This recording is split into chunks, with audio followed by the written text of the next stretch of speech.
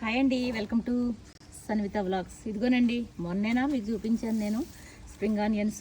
మళ్ళీ వారం అవ్వలేదు, చూసారు ఎంత బాగా వచ్చేసినాయో. సూపర్ అండి. ఇంకా స్ప్రింగ్ ఆనియన్స్ అయితే బయట కొనుక్కోకలేకుండా ఈ ఉల్లికోళ్ళు చక్కగా నేను హార్వెస్ట్లు చేసుకుంటున్నాను అనమాట.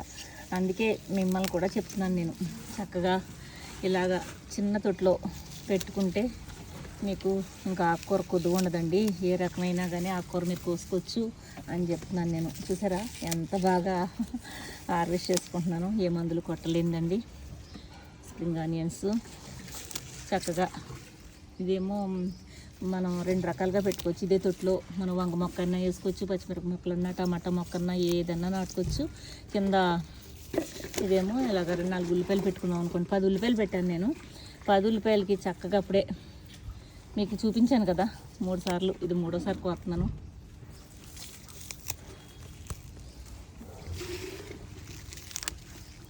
ఎంత చక్కగా వస్తున్నాయి చూసారా. ఈజీగా పెరిగిపోతాయండి ఇవి. హెల్దీ అయిన ఆకుకూర చక్కగా అయిపోయింది. చూసారు కదా, మళ్ళీ వచ్చేస్తుంది.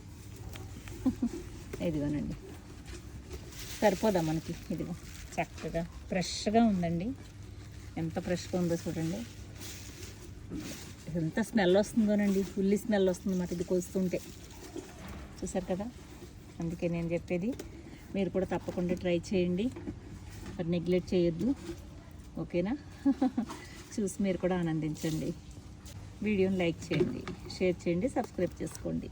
ఓకేనండి, ఉంటాను. బాయ్ అండి.